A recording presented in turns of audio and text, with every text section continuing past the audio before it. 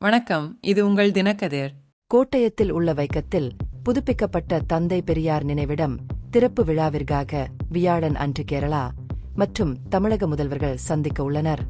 இந்த நிகழ்வு அப்பகுதியில் பண்டிகை மனநிலையை கொண்டு வந்துள்ள நிலையில் முல்லை பெரியாறு அணை தொடர்பான சர்ச்சையால் மாநிலங்களுக்கு இடையேயான எல்லைப் பகுதிகளில் பதற்றம் நிலவுகிறது. 129 ஆண்டுகள் பழமையான அணையின் பராமரிப்பு பணிகளை நிறுத்தும் கேரள அரசின் முடிவு தமிழகத்தின் தேனி மாவட்டத்தில் போராட்டங்களை தூண்டியது. கேரளா வேண்டுமென்றே தடுப்பதாக விவசாயிகள் குற்றம் சாட்டினர்.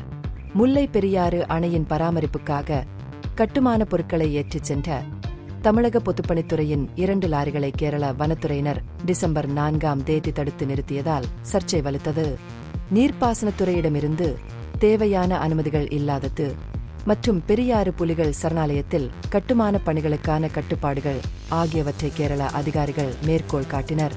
தமிழக விவசாயிகள் பெரியாறு வைகை பாசன விவசாயிகள் சங்கத்தின் கீழ் டிசம்பர் 6ஆம் தேதி கம்பம் அருகே உள்ள லோயர் கேம்பில் சாலைகளை மறித்து கேரள வாகனங்களை தமிழகத்திற்குள் நுழைய விடாமல் தடுத்து நிறுத்தினார்கள். நிலைமைக்கு தீர்வு காணாவிட்டால் போராட்டத்தை தீவிரப்படுத்துவோம் என அவர்கள் உறுதியளித்துள்ளனர்.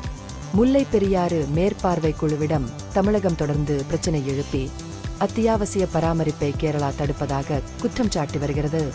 இருப்பினும் அணையின் பாதுகாப்பு தணிக்கைக்கு பின்னரே பணிகள் தொடர முடியும் என்று கேரளா கூறுகிறது. கடந்த 2011ஆம் ஆண்டு தணிக்கை நடத்தப்பட்டு 2023ஆம் ஆண்டு நிலுவையில் இருந்ததால் 2024ஆம் ஆண்டு செப்டம்பரில் 12 மாதங்களுக்குள் பாதுகாப்பு ஆய்வு நடத்த மத்திய நீர் ஆணையம் உத்தரவிட்டது. இதற்கிடையில் பேபி அணையை பராமரிக்க கண்காணிப்பு அமைப்பின் அனுமதியை தமிழகம் கோரியது. இந்த பதற்றங்களுக்கு மத்தியில் தமிழக முதல்வர் மு.க.ஸ்டாலின் கேரள முதல்வர் பினராயி விஜயனுடனான சந்திப்பின் போது முல்லை பெரியாறு பிரச்சினையை எடுத்துரைப்பேன் என விவசாயிகளுக்கு உறுதியளித்துள்ளார்.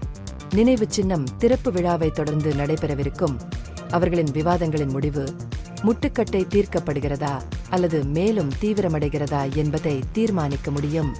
தந்தை பெரியார் நினைவிட திறப்பு விழாவில் புதுப்பிக்கப்பட்ட கட்டிடத்தை ஸ்டாலின் முறைப்படி திறந்து வைக்கிறார். நிகழ்ச்சிக்கு பினராயி தலைமை தாங்குகிறார். தமிழக அமைச்சர்கள் துரைமுருகன், ஈ.வி. வேலு மற்றும் எம்பி சாமிநாதன் ஆகியோர் கலந்து கொள்கின்றனர்.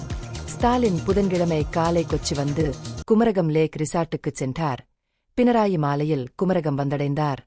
இது உங்கள் தினக்கதிர். நன்றி.